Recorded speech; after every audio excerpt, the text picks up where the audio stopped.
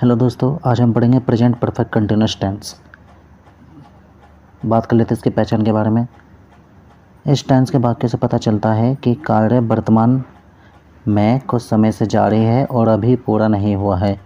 इस टेंस के वाक्यों के अंत में रहा है, रही है, रहे हैं आदि शब्दों का प्रयोग होता है और ऐसे वाक्यों में कार्य के जारी रहने का समय भी साधारणतः दिया होता है।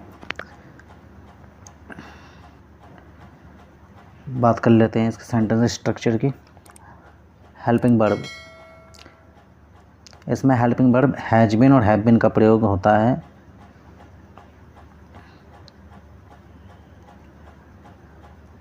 और आई, वी, यू, दे तथा बहुवचन की संज्ञाओं प्लूरल नाउन के लिए हेल्पिंग वर्ब हैव बीन तथा ही से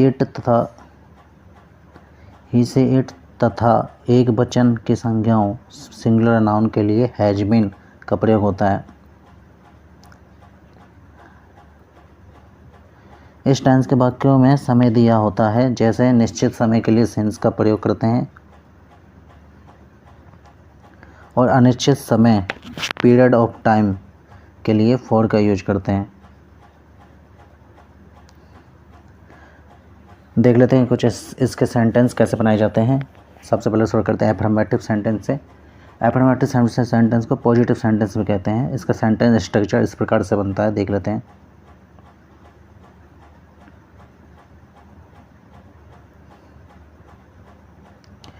सबसे पहले सब्जेक्ट आती है, फिर हैज बीन या हैव बीन सब्जेक्ट के अकॉर्डिंग, फिर वर्ब की फर्स्ट फॉर्म में आईएनजी जुड़ जाती है, फिर ऑब्जेक्ट। कुछ सेंटेंस एग्जाम्पल देख लेते हैं कैसे। जैसे पहला सेंटेंस है, वह यहाँ 10 बजे से सो रही है, तो इसकी इंग्लिश बनेगी she has been sleeping. She third person singular subject है, तो इसका अकॉर्डिंग हैज बीन आया है, तो इसे पढ़ेंगे she has been sleeping here since 10 o'clock। अगला सेंटेंस देख लेते हैं। और अगला सेंटेंस है, मैं यहाँ 2 घंटे से पढ़ रहा हूँ। 2 घंटे से पढ़ रहा हूँ, तो इसकी इंग्लिश बनेगी I have been reading here for 2 hours। I first person singular subject है, लेकिन आई प्रेजेंट टेंस में बहुवचन के रूप में माना जाता है, तो आई के साथ हम हैव बीन का प्रयोग करेंगे।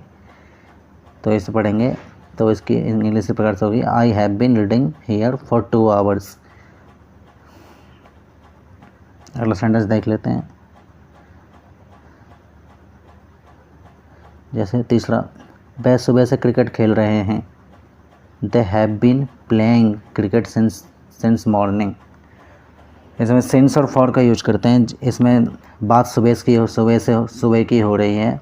जैसे वह सुबह से क्रिकेट खेल रहे हैं, तो सुबह से मतलब एक निश्चित समय का बोध हो रहा है, तो हम इसमें सिंस का यूज करेंगे। जैसे they have been playing cricket since morning, कब से खेल रहे हैं? मॉर्निंग से, तो इसलिए सिंस आ गया इसमें। अब अगला देखते हैं। जैसे तुम 4 महीने से स्कूल आ रहे हो। तुम 4 महीने से स्कूल आ रहे हो, इसकी इंग्लिश बनेगी you have been coming to the school for 4 months।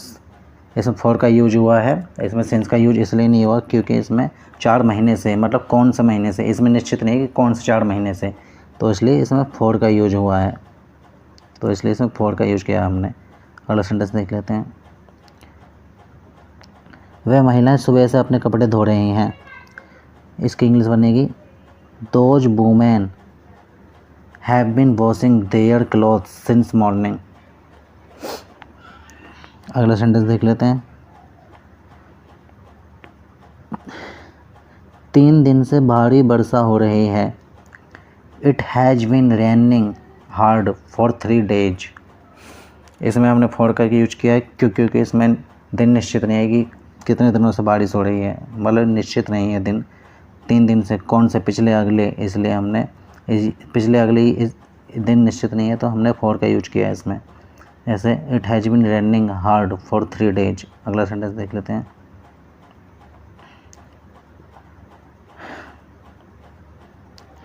Police वाले इस गांव में काफ़ी समय से ठहरे हुए हैं, इसकी इंग्लिश बनेगी the policeman have been staying in this village for a long time. अब नेगेटिव सेंटेंस देख लेते हैं, नेगेटिव सेंटेंस कैसे बनाए जाते हैं। नेगेटिव सेंटेंस का स्ट्रक्चर देख लेते हैं, नेगेटिव सेंटेंस कैसे बनते हैं। सेंटेंस स्ट्रक्चर नेगेटिव सेंटेंस में नॉट का यूज हैव या हैज के बाद और बीन से पहले किया जाता है। नेगेटिव सेंटेंस में नॉट का यूज हैव या हैज के बाद लेकिन बीन से पहले किया जाता है। ये बात ध्यान रखने वाली है दोस्तों। आगे पढ़ते हैं, इसका सेंटेंस स्ट्रक्चर देख लेते हैं। पहले सब्जेक्ट आता है, फिर सब्जेक्ट के अकॉर्डिंग हैज या हैव आती है, फिर हेल्पिंग वर्ब हैज या हैव के बाद नॉट आता है, फिर नॉट के बाद बीन फॉर्म लगती है, हेल्पिंग वर्ब बीन लगती हैं, फिर वर्ब की फर्स्ट फॉर्म के बाद फॉर्म में आईएनजी लगता है, फिर ऑब्जेक्ट आता है। फिर अगला देख लेते हैं, सेंटेंस एग्जाम्पल देख लेते हैं। अनिल 2 घंटे से नहीं पढ़ रहा है। Anil has not been reading for 2 hour. इसकी इंग्लिश बनेगी Anil has not been reading for 2 hours. अगला सेंटेंस देख लेते हैं, ये लड़के सुबह से नहीं खेल रहे हैं। These boys have not been playing. These boys have not been playing since morning. इसमें हेल्पिंग वर्ब के बाद नोट लग गया, नोट और बीन से पहले और नोट के बाद बीन आया है, और बीन हेल्पिंग वर्ब के बाद वर्ब के आईएनजी वाली फॉर्म लगी है। और कब से नहीं खेल रहे हैं, सुबह से, तो सिंस मॉर्निंग लगा है इसमें। अगला सेंटेंस देख लेते हैं, वहद इसकी इंग्लिश देते हैं, वहद 1992 से दिल्ली में नहीं रह रहा है। तो इसकी इंग्लिश बनेगी he has not been living in Delhi since 1992। Interrogative sentence कैसे बनाए जाते हैं, इसका सेंटेंस स्ट्रक्चर देख लेते हैं। सबसे पहले इंटरोगेटिव सेंटेंस बनाने के लिए हमें सब्जेक्ट से पहले हेल्पिंग वर्ब को लाना पड़ता है। तो हम इसका स्ट्रक्चर हैज या हैव से शुरू करेंगे, फिर सब्जेक्ट आएगा, फिर बीन, फिर वर्ब की फर्स्ट फॉर्म में आईएनजी लग जाएगी, फिर ऑब्जेक्ट। इसके चलिए एक बाकी एग्जाम्पल देख लेते हैं कैसे बनते हैं। जैसे पहला एग्जाम्पल, क्या संगीतकार 2 घंटे से गाना गा रहा है। इसकी इंग्लिश बनेगी has the musician singular person है, तो इसके लिए हैज यूज हुआ है, और सब्जेक्ट से पहले हैज आ गया, तो ये इंटरोगेटिव वाक्य बन गया। जैसे has the musician been singing for 2 hours. क्या संगीतकार 2 घंटे से गाना गा रहा है। अगला सेंटेंस पढ़ लेते हैं, क्या सुबह से हम यहाँ खेल रहे हैं। क्या सुबह से हम यहाँ खेल रहे हैं। अभी इंग्लिश बनाएंगे, have we been playing here since morning. अगला सेंटेंस देख लेते हैं, क्या वह 2 घंटे से पढ़ नहीं रहा है। इसकी इंग्लिश देख लेते हैं,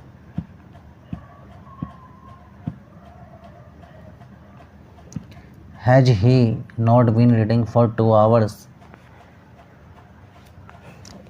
ही थर्ड पर्सन सिंगुलर है, तो इसके लिए हमने हैज का यूज किया है सब्जेक्ट से पहले, फिर सब्जेक्ट के बाद नोट लगा है। ये इंटरोगेटिव प्लस नेगेटिव वाक्य है, तो हमने इसमें सब्जेक्ट के बाद नोट लगाया है, और नोट के बाद बीन का यूज हुआ है, और इसमें वर्ब के फर्स्ट फॉर्म के लास्ट में आईएनजी जुड़ गया, और फॉर 2 आवर्स। अगला सेंटेंस देख लेते हैं, क्या सुबह से वर्षा नहीं हो रही है। Has it not been raining since morning. क्या सुबह से वर्षा नहीं हो रही है। Has it not been raining since morning.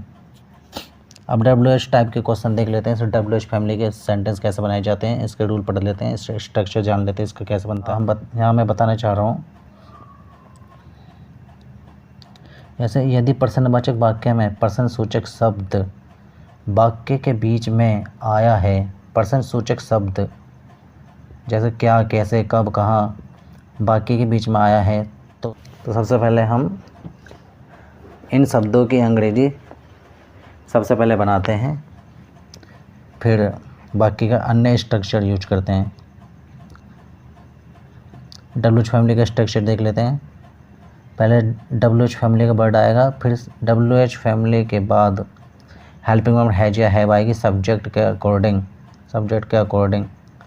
फिर सब्जेक्ट के बाद नॉट, फिर नॉट के बाद बीन, फिर वर्ब की फर्स्ट फॉर्म, फिर वर्ब की फर्स्ट फॉर्म में ING, फिर ऑब्जेक्ट। देख लेते हैं अगला सेंटेंस। जैसे इसका सेंटेंस एग्जाम्पल देख लेते हैं। जैसे तुम्हारा भाई 1996 से क्या कर रहा है। अब इसकी इंग्लिश होगी, जैसे तुम्हारा भाई 1996 से क्या कर रहा है, इसमें क्या वाक्य के बीच में आया है। तो सबसे पहले हम इस WH फैमिली के वर्ड की इंग्लिश बनाएंगे। तो इसकी इंग्लिश बनेगी इस प्रकार से, बॉट, क्या के लिए बॉट है ये यूज किया हमने। फिर योर ब्रदर, इसमें सिंगुलर पर्सन का बोध हो रहा है, हमें सिंगुलर पर्सन का पता चल रहा है, तो इसके लिए हमने हैज का यूज किया है। फिर हैज के बाद सब्जेक्ट आया है, फिर सब्जेक्ट के बाद बीन, फिर वर्ब की फर्स्ट फॉर्म में ING जोड़ दिया, फिर सिंस 1996। तो ऐसे पढ़ेंगे पूरा, what has your brother been doing since 1996। अगला सेंटेंस देख लेते हैं।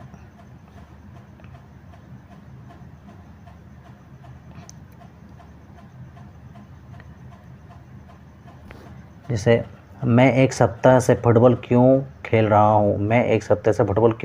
हूँ, इसकी इंग्लिश बनेगी why have I been playing football for a week.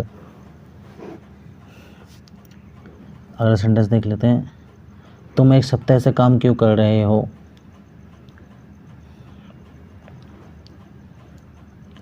इसकी इंग्लिश बनेगी why have you not been working for a week. इस सेंटेंस को दोबारा पढ़ लेते हैं। तुम एक सप्ताह से काम क्यों नहीं कर रहे हो, इसको सेंटेंस बनाने का समझ लेते हैं हमने सेंटेंस कैसे बनाया। यह WH फैमिली का वर्ड वाक्य के बीच में आया है, तो सबसे पहले हमने WH फैमिली का वर्ड लिया है, फिर सब्जेक्ट यू के अकॉर्डिंग हमने हेल्पिंग वर्ब हैव का यूज किया है, फिर सब्जेक्ट के बाद नॉट, फिर नॉट के बाद बीन, फिर वर्ब की फर्स्ट फॉर्म के अंत में ING का हमने यूज किया है। फिर अगला वाक्य का स्ट्रक्चर बनाया, कब से, तुम एक सप्ताह से, फॉर ए वीक, कौन से सप्ताह से, ये हमें निश्चित नहीं है कि कौन से सप्ताह की बात हो रही है, अगला पिछला, इस प्रकार से कुछ भी पॉइंट ऑफ टाइम का हमें पता नहीं चल रहा, तो हमने इसलिए फॉर ए वीक का यूज किया, और इसलिए हमने। आज के लिए इतना ही। Thanks for watching.